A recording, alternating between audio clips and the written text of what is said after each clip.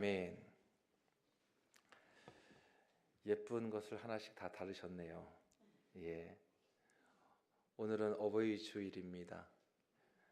우리의 삶에 가장 큰 영향을 끼치는 존재 중에 하나가 바로 우리들의 부모님들이실 겁니다. 또한 부모님의 사랑은 자녀가 어떠한 자격을 갖췄기 때문에 사랑한 것이 아니라 그냥 그 존재 자체만으로도 사랑받을 만한 존재이기 때문에 사랑하게 되는 겁니다. 자녀가 잘할 때만 사랑하고 말을 잘 들을 때만 돌보는 부모는 어느 누구도 없습니다. 그냥 자녀가 실수하더라도, 또한 부모님의 속을 썩이더라도, 또한 자녀가 어떤 일을 당했을 때 가장 먼저 달려가는 것이 바로 우리 부모님들이시죠. 부모의 사랑은 때로는 정말 뻔뻔스럽기도 한 자녀의 모습까지도 다 덮고 그리고 품고 그리고 다시 기회를 주는 그런 사랑이 바로 우리 부모님들의 사랑입니다.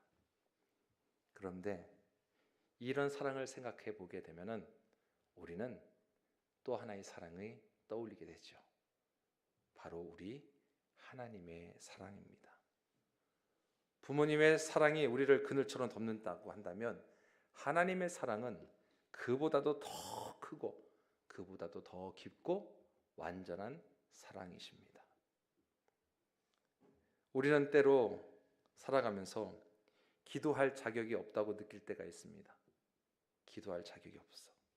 그러나 하나님의 사랑은 여전히 여러분들을 향하여, 나를 향하여 있다는 것을 잊지 마시길 바랍니다.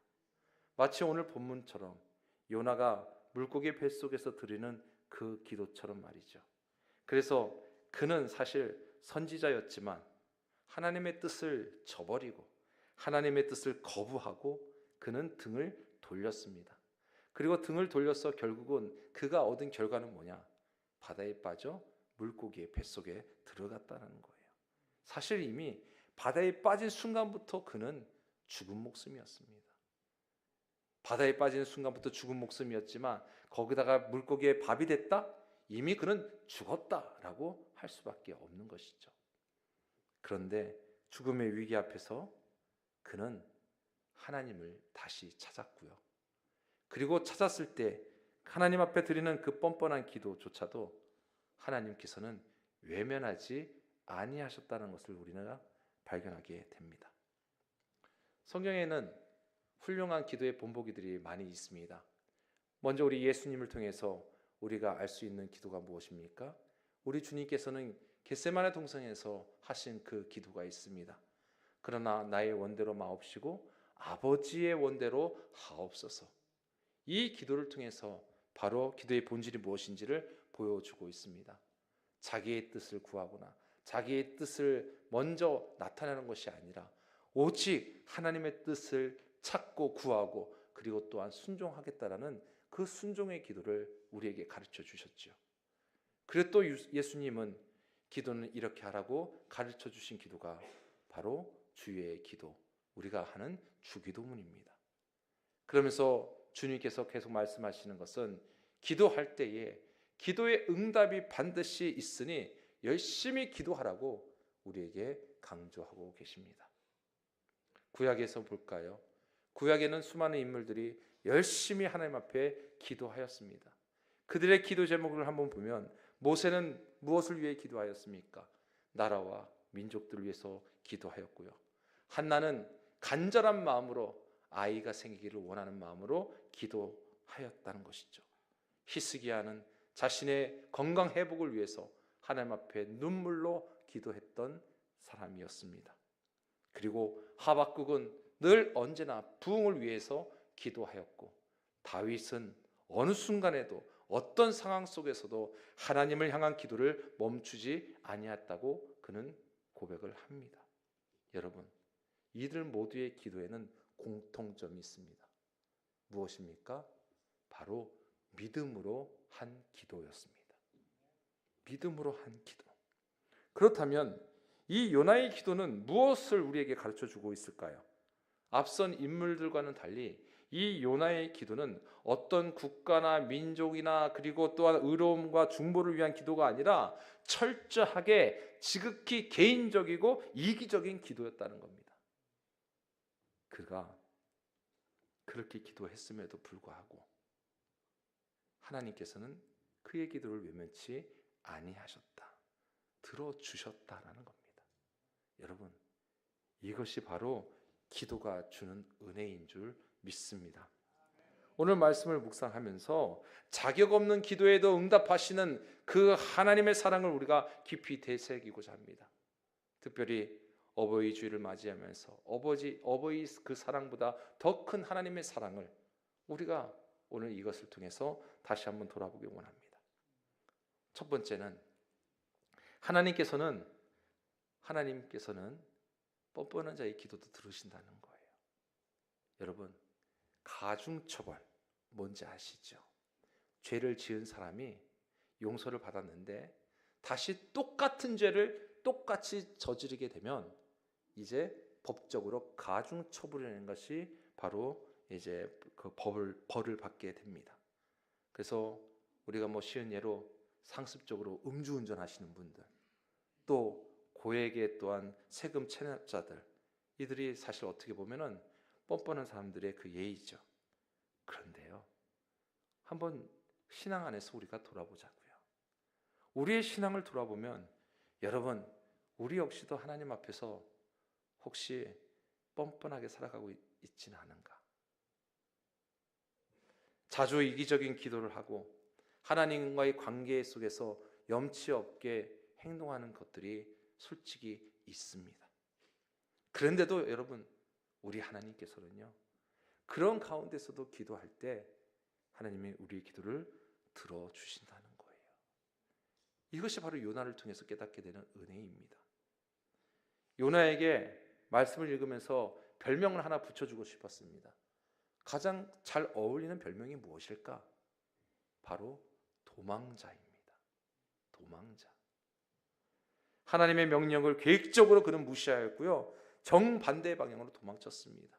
하나님께서는 니네의 그 심판을 예고하고 가서 알려라 회개하는 것을 이야기해라, 가서 심판을 이야기하라고 했을 때 여러분, 아니요, 싫습니다 하고 반대로 가는 다시스로 향한 배를 타고 갔다라는 겁니다.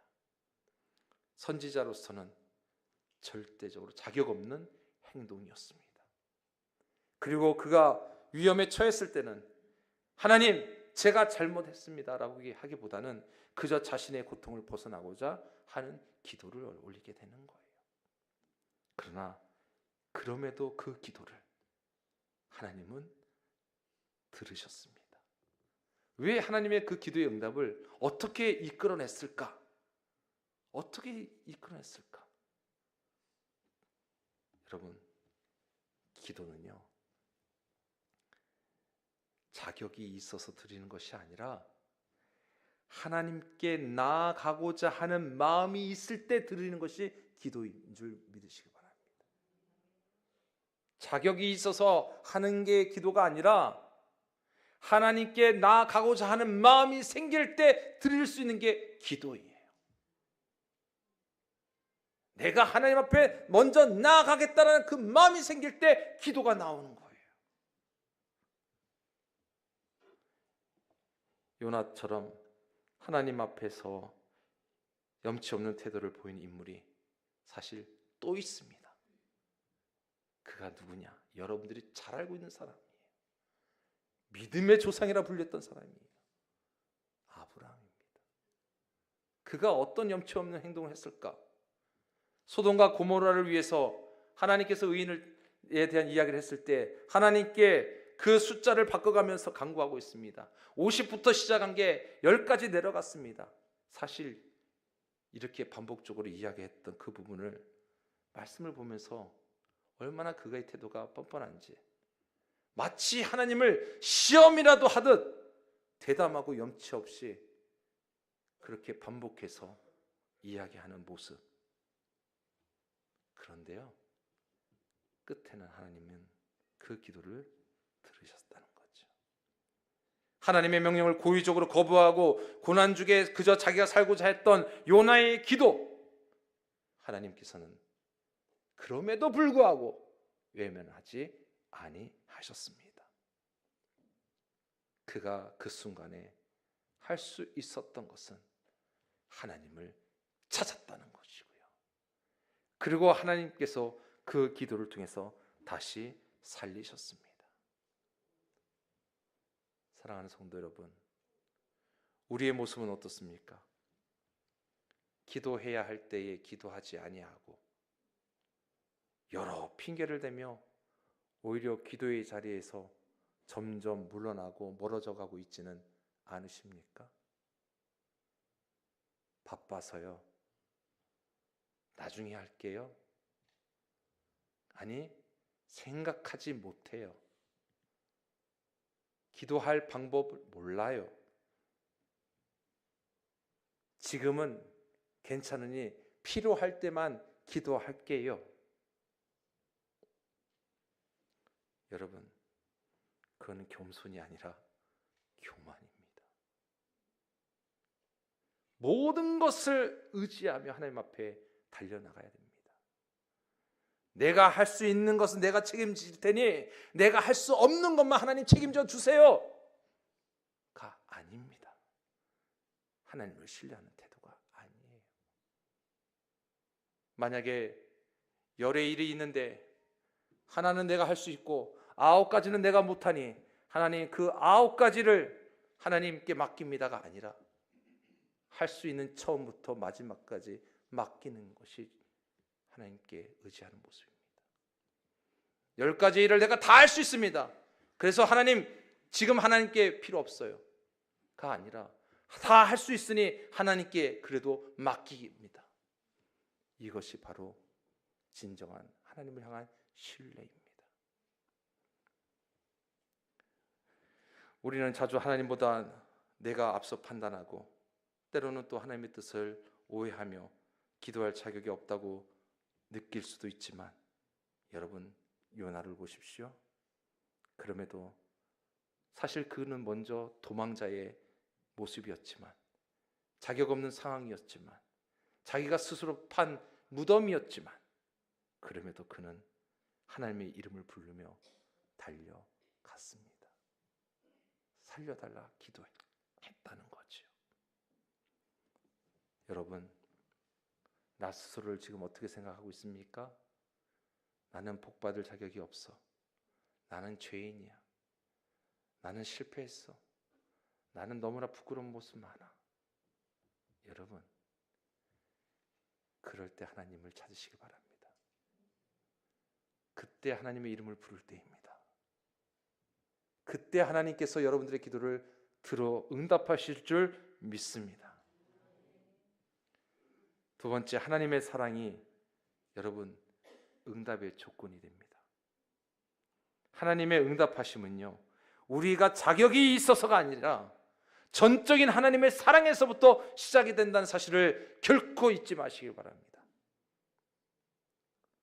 하나님의 사랑이 있기 때문에 어떠한 자격이 있어서 그래 내가 너희들 자격 되지 응답해 줄게가 아니라 그저 자격 없어도 하나님의 사랑 때문에 응답받는다는 거예요.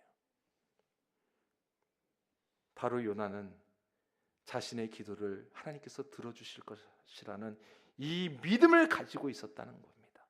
그래서 2절에 보게 되면 내가 받는 고난으로 말미암아 여호와께 불러 아뢰었더니 주께서 내게 대답하셨고. 여러분, 사실 이 기도는요, 철저한 회개라기보다는 고난 가운데 두려워서 외치는 외침이었어요. 아직까지도 사실 자신이 무엇을 잘못했는지 모르죠. 그냥 고난에부터 해결되고 해방되고 싶은 그냥 외침이었다는 거예요. 그럼에도 하나님의 신뢰는, 하나님의 사랑은 그에게 있었기 때문에 그는 다시 살게 됩니다. 4절 말씀해 보게 되면 내가 주의 목전에서 쫓겨났을지라도 다시 주의 성전을 바라보겠다.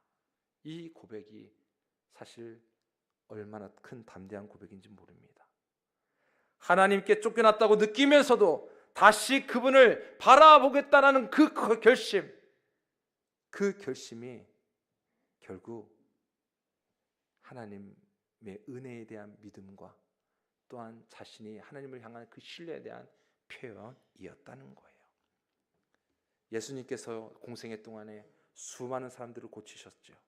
여러분, 예수님께로부터 고침받은 사람들을 한번 생각해 보세요. 그들이요, 어떤 자격이 있어서 고침받은 게 아니에요. 자격이 없었음에도 불구하고 사랑하시기 때문에 고침받게 되었다는 겁니다. 이것이 바로 하나님의 은혜이죠. 여러분, 기도의 응답 받으셨죠? 받고 계시죠? 그 기도의 응답, 여러분, 바로 하나님께서 우리가 자격이 없어도 사랑해 주시기 때문에 응답해 주신 거예요. 이번 주에는 정말 놀라운 기도의 응답이 있었잖아요. 김준호 집사님, 지금 아직 퇴원은 못하셨지만 어제 신방하면서 고백하셨어요. 목사님, 제가 다시 태어났어요. 그리고 성도님들의 기도를 잊지 않겠습니다. 얼마나 감사한지 몰라요. 여러분, 하나님께서는 사실 사랑하셨기 때문에 우리의 기도를 응답하신 줄 믿습니다. 그 하나님의 사랑이요, 세 번째는요, 우리의 죄악을 다 덮어주신다는 사실입니다.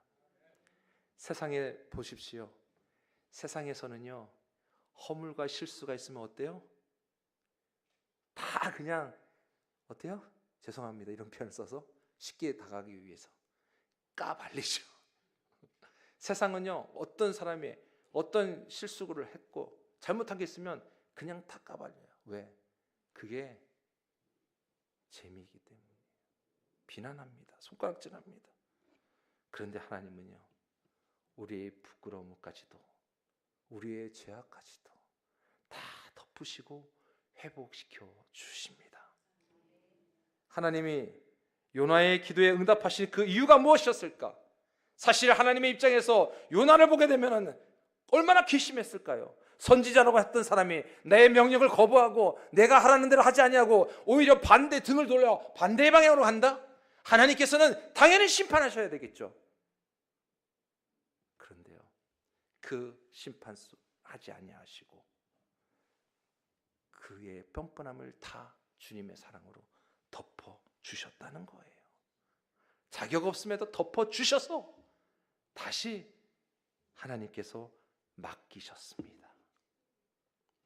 능력도 부족하고 사실 믿음도 연약했고 하나님의 뜻에 끝까지 불만을 가졌던 인물이었지만 이제는 하나님께서 덮어주시고 돌이키시니 어떻습니까?